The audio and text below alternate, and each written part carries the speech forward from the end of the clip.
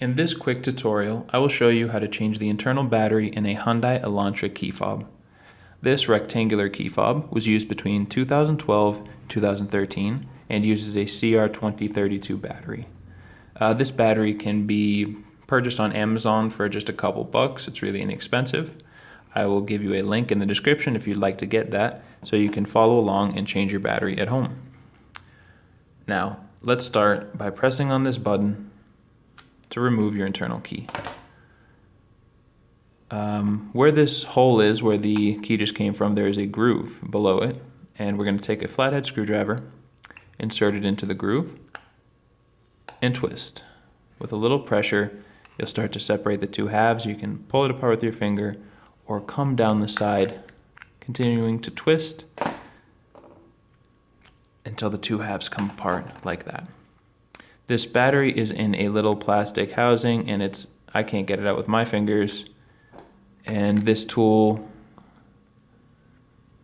is a little bit too big. I'm gonna use a precision screwdriver like the one in this set. I got this one on Amazon for just a couple bucks. I'll give you a link in the description if you'd like to get one of these. And now, very easily, the battery will come out safely. You won't scratch it or damage it. Let me show you that again.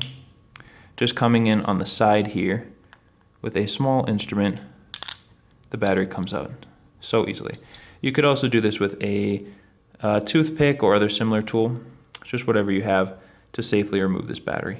Now take a new CR2032 and make sure this positive side with the text and the information goes face down. Slide the bottom into place like so, where this metal component is on the bottom, and then click the top into place. It should snap snugly back into place. And now, just reconnect the two halves of the fob, pop your key back in, and the light should come on, showing you that everything is all set inside and your battery has juice. So that's all it takes to change your Hyundai Elantra internal battery. Thank you so much for watching.